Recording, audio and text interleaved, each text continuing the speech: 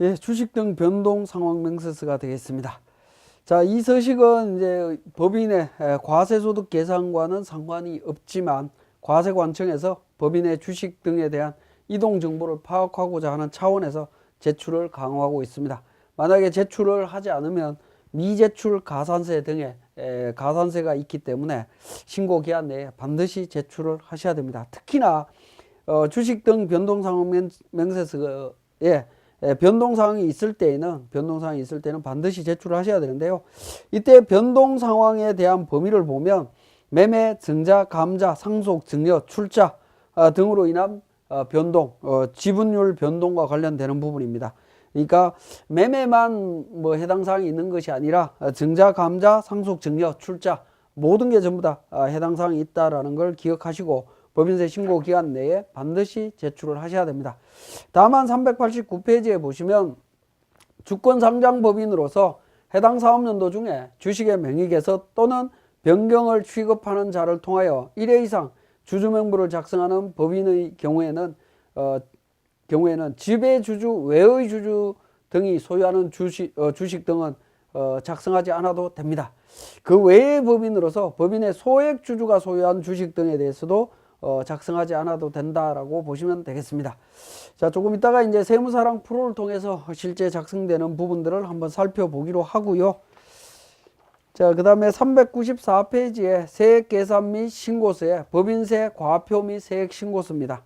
자, 내국법인은 각 사업연도 종료일이 속하는 달에 말일부터 3개월이 되는 날까지 각 사업연도 소득에 대한 법인세 과세표준과 세액을 신고해야 됩니다.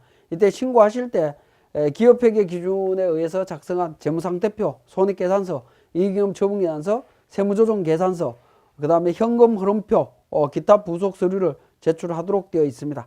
이때 세무조정계산서라고 하는 부분은 그러니까 우리 법인세 과세표준 및 세액조정계산서 별지 3호 서식을 의미한다라고 보시면 되겠고요. 재무제표와 세무조정계산서 첨부하지 않으면 무신고로 보고 가산세 적용하도록 되어 있습니다.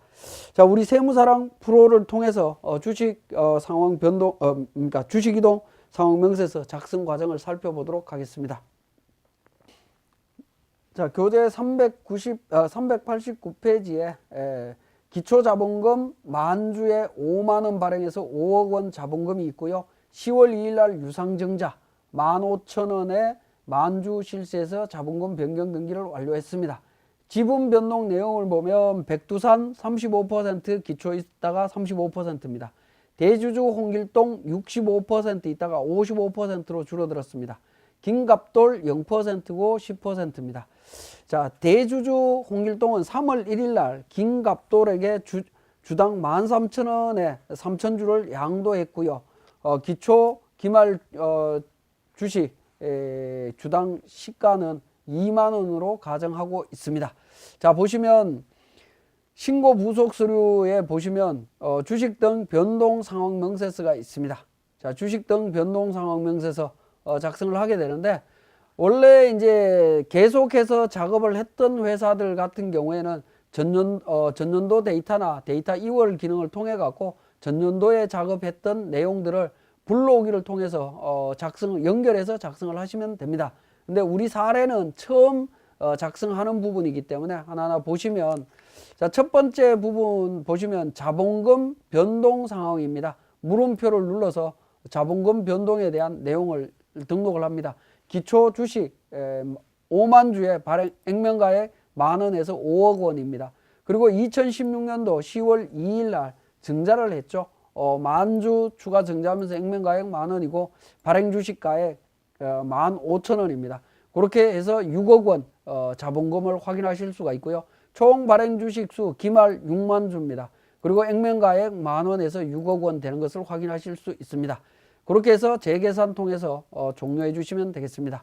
그러면 이번에 자본금 변동 상황과 주식 및 출자 지분 사이에 차이 내용이 나옵니다. 차이 내용이 나타나 있을 텐데 총 주식의 차이, 기말 기초 차이가 있다라고 하면 주주 등록을 통해서 그 부분을 바로 잡아 주시면 되겠습니다.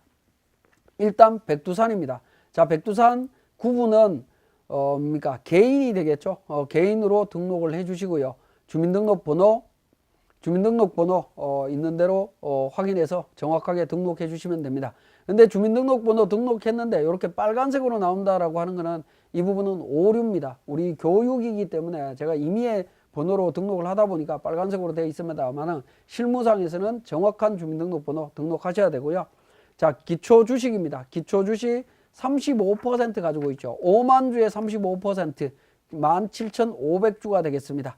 17,500주고요. 유상증자를 했습니다. 유상증자는 10월 2일 날 유상증자인데 지분율 변동이 없습니다. 증가된 만주의 35% 3,500주 유상증자에 참여했다 표시해 주시면 되겠고, 지배주주와의 관계, 최대 주주 홍길동과의 관계입니다. 홍길동과 관계가 없다라고 하면 하단 부분에 보시면 기타 부분이 나옵니다. 기타 부분으로 선택을 하셔갖고 등록을 해주시면 됩니다. 관계를 정확하게 설정해 주시면 될 것 같고요.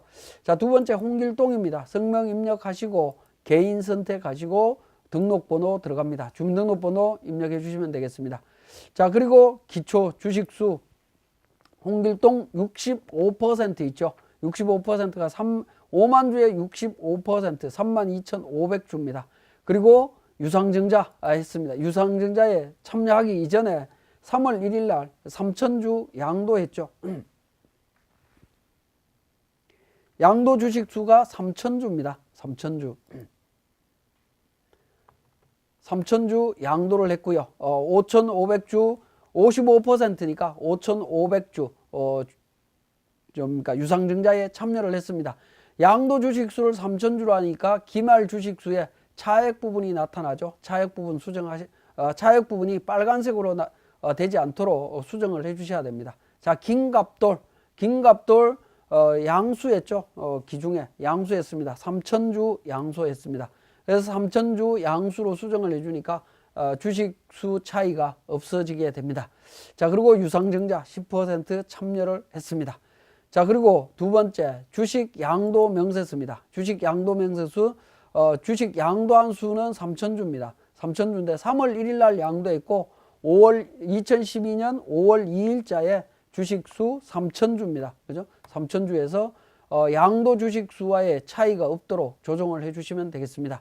그리고 주식 출자 지분의 구분에서 6번 어떤 주식이냐 하는 부분입니다. 특정 시설물 이용권이 부여된 주식인지 여부 관련되는 부분인데요. 여기에는 이제 비상장 중소기업에 해당하는 주식이기 때문에 기본적으로 6번을 선택해서 정리를 했습니다. 특히 주식 양도 내용을 정리하실 때에는 양도자의 양도소득세 또는 증권거래세 신고 여부를 반드시 확인해 보실 필요가 있습니다. 자, 이렇게 이제 주식 상황, 주식 등 변동 상황 명세서 작성하셨고요. 작성하셨고 392페이지에 주요 계정 명세서가 있습니다. 주요 계정 명세서는 F12 불러오기를 통해서 지금까지 세무조정했던 내용들을 요약하는 서식으로 이해를 하시면 됩니다. 불러오기를 통해서 작성해 주시면 됩니다. 마찬가지로 주요 계정 명세서 을표도 불러오기를 통해서 작성을 해 주시면 되겠습니다. 자, 이렇게 작성해서 저장해 주시면 되고요.